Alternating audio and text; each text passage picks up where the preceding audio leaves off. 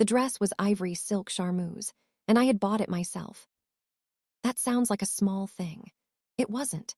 3 years earlier, I would have called Cynthia the moment I found it at the boutique on Walton Street, sent photos with my thumb over the price tag, waited for her to tell me whether the drape at the back was as elegant as I thought it was. 3 years earlier, I would have needed that confirmation the way I needed coffee in the morning.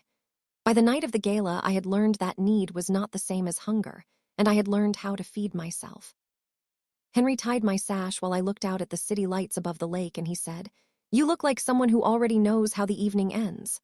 I said, "I know how I'd like it to end." And he laughed one short, quiet laugh and pressed his mouth to the back of my neck. That was the whole of our preparation. We took the car to Michigan Avenue and walked into the Chicago History Museum, and I did not once rehearse what I might say.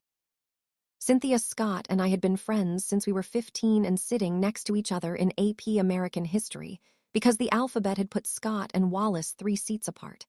She had red hair, real red, not the bottle kind, and she wore it loose when every other girl in the class wore theirs in a ponytail. I noticed her before she ever noticed me.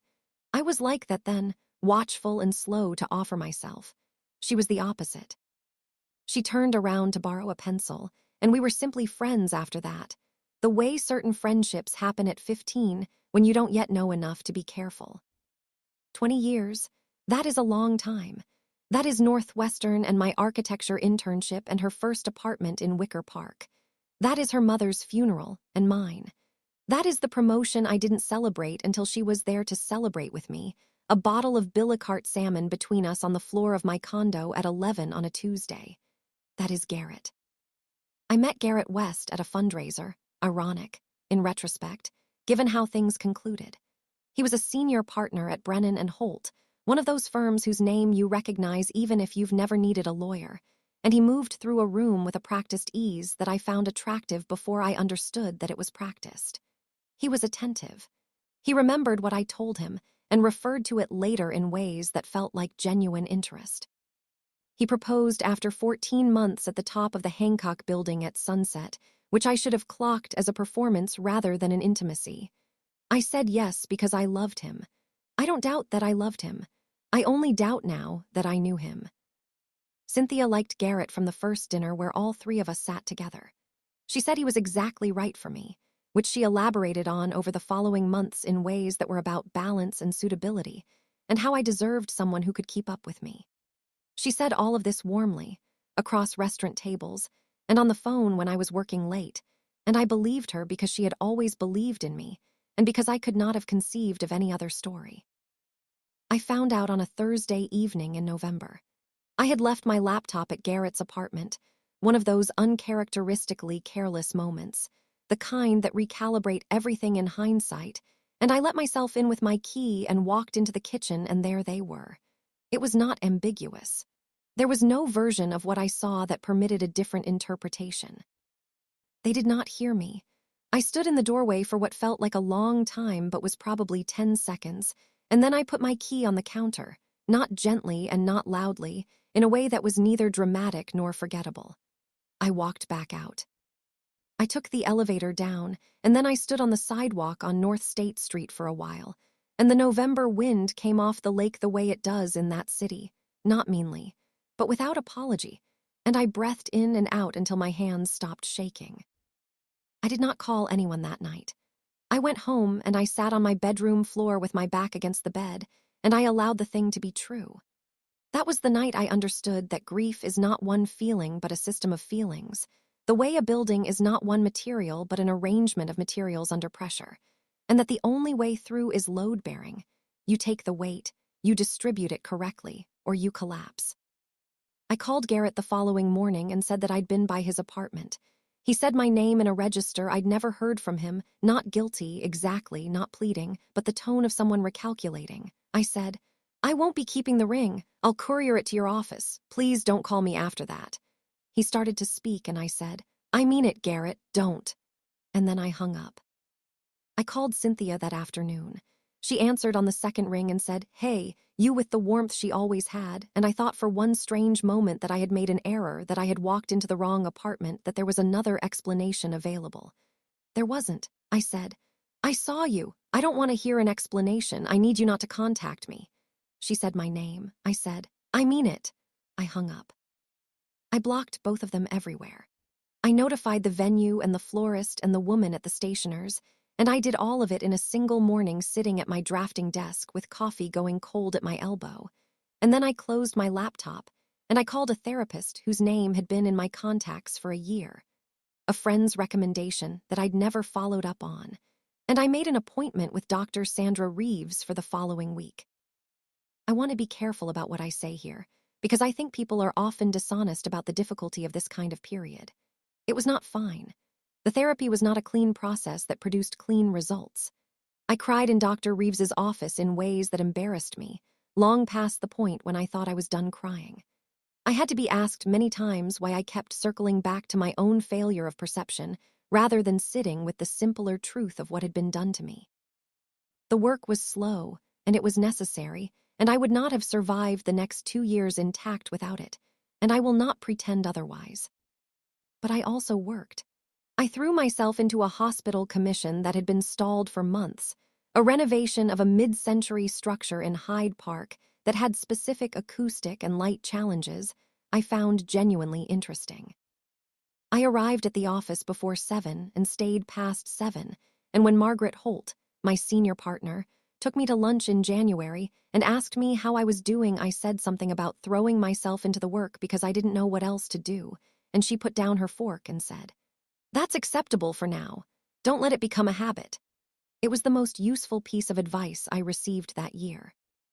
It kept me honest about what I was doing and why. I ran into Cynthia twice in the first year. The first time was in the lobby of a building in River North, where we'd both been hired to consult on different projects for the same developer. She saw me before I saw her. I know because when I turned around, she was already looking at me with a face full of something I can only describe as hope held in check by guilt. She said my name. I nodded and looked back at the reception desk. I do not consider this a cruelty. I consider it self-preservation.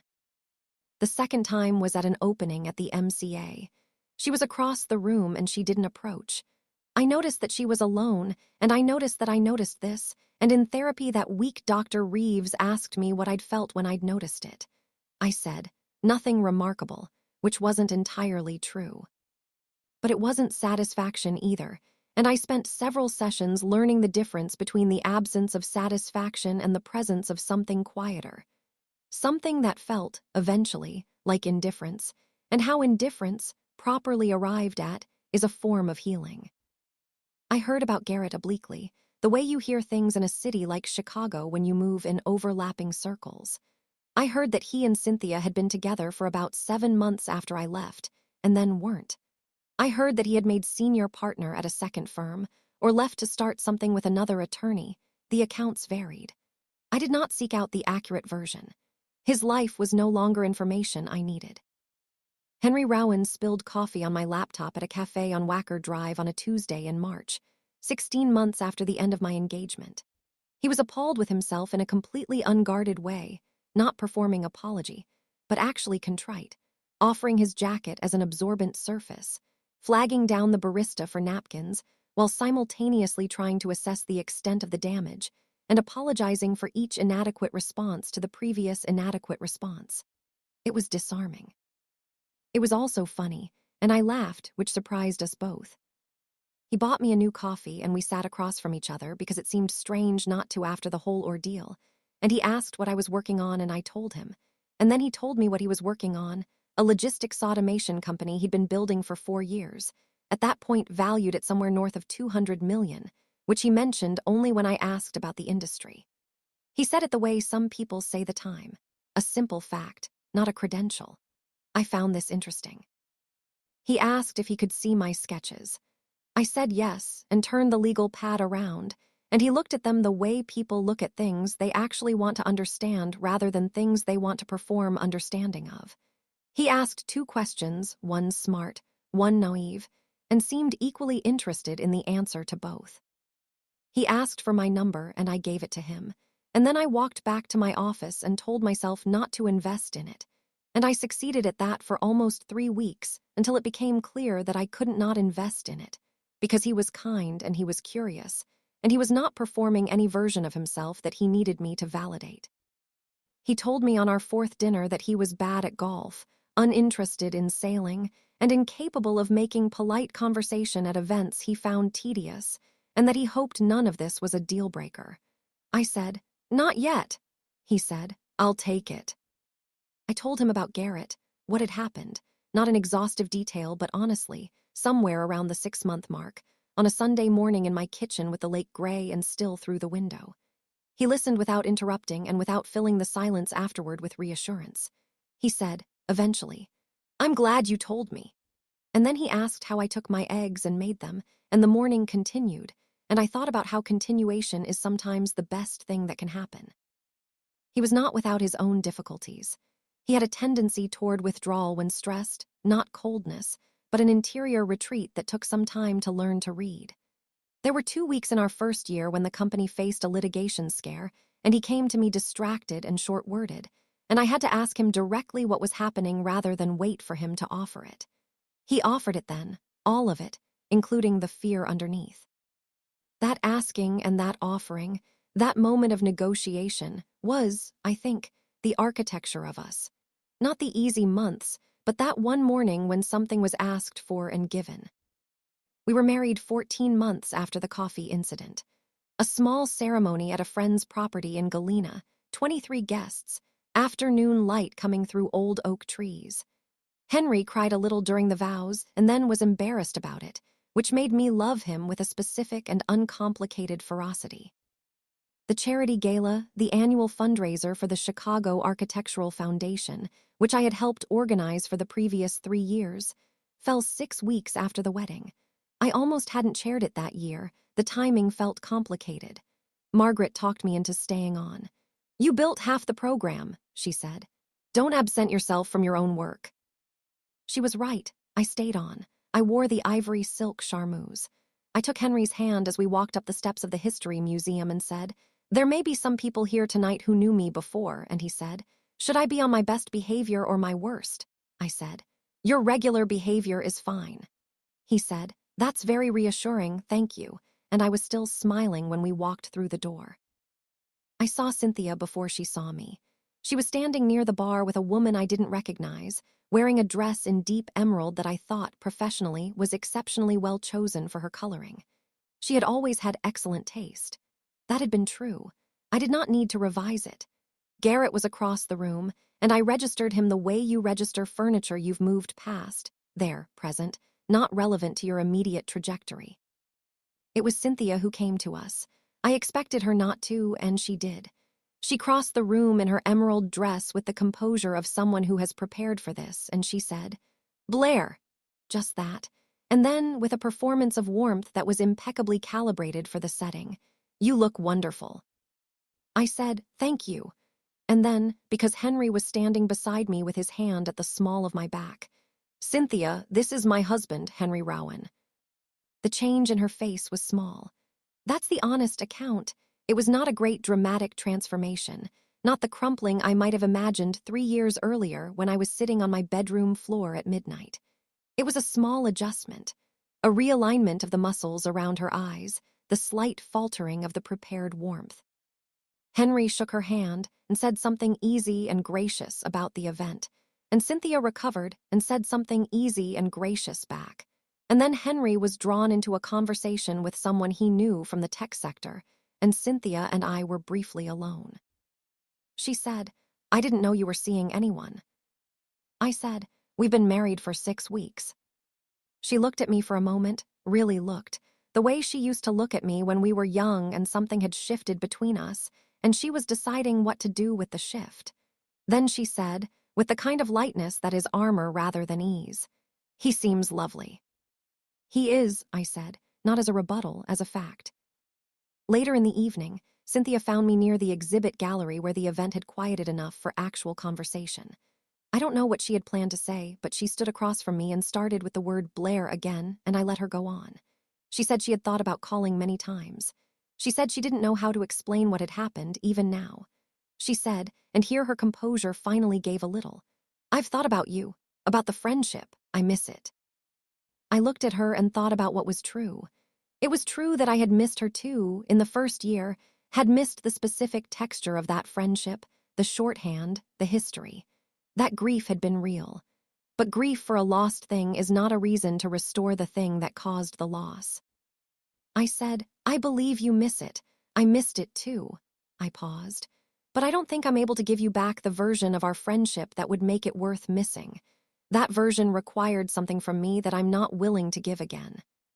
She started to speak and I said, gently, I don't want to relitigate any of it. I'm not angry, Cynthia. I want you to know that. I'm just not available for this. She was quiet for a moment. Then she nodded once and looked away toward the gallery's tall windows, and the city was there beyond them, lit and ongoing, and she said, Okay, just that word. And we stood there a moment longer in something that wasn't quite peace but wasn't antagonistic either, and then she turned and walked back into the party and I let her go. Henry found me 10 minutes later and slid his hand into mine without ceremony. He said, You all right? I said, Yes. He looked at me and decided he believed it. We moved back through the main hall to find our table, and the evening continued the way evenings do. The speeches, the raised paddles, the quiet particular satisfaction of watching a room full of people give generously to a cause they'd gathered for, and I felt none of the things I might have once expected to feel. Garrett caught my eye once, near the end of the evening, across a room of 200 people. He raised his glass slightly. I did not raise mine, not as a refusal, simply as an accurate description of the territory between us. He looked away and I looked away, and Henry said something about our car being ready, and I took his arm, and we left through the front entrance the same way we'd arrived. 18 months later. A Saturday morning in late September, the light doing what September light does in Chicago, sideways and golden, almost too much. Henry is on a call in the study, his voice rising occasionally through the door in the particular way it does when he's animated rather than concerned. The hospital in Hyde Park opened 3 weeks ago. The acoustics in the main atrium work better than I had any right to expect, and I know this because I stood in it alone on the morning before the opening and listened to the building holding its own silence, which is the closest I have come to a religious experience in some years. I have not spoken to Cynthia since the gala. I don't expect to. This is not punishment. I need that to be clear in my own accounting, if nowhere else, but rather a simple orientation of resources. The friendship required a version of trust I no longer had available to extend to her, and rebuilding it would have meant extending it anyway, on faith, which would have been a kind of dishonesty. Forgiveness, Dr. Reeves told me once, is not the same as a reinstatement of terms. I had forgiven Cynthia in the only sense that seemed psychologically accurate. I had ceased to carry her wrongdoing as an active weight in my body, but this had no necessary relationship to her presence in my life.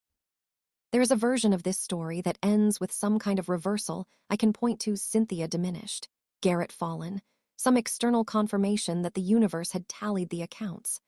I don't have that version to offer. I have only what is true, that I remade my life carefully, and it turned out to be better than the one I'd imagined before it was taken from me, and this has nothing to do with what happened to them. It simply has to do with what I did next. I am 36 years old. I am better at my work than I have ever been. I am married to a person who asks for what he needs and gives me what I need when I ask for it, which is the quietest and most durable form of love I know. The dress is hanging in the back of the closet, and I may never wear it again, or I may wear it next spring, and either way it will have been mine. That is the thing I keep coming back to, the thing that took 3 years and a great deal of sitting with difficult truths to understand. That what I had built was mine, and what she had wanted was never really mine at all.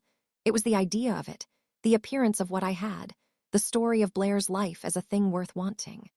The story was never the life. I know the difference now. I know it in the specific, unglamorous, repeatable way you know something that has cost you enough to be sure of. The city is loud and golden outside the window, and Henry laughs at something through the study door, and I put my coffee down and pick up my pencil, and I think, yes, this is the right arrangement of materials. This will hold.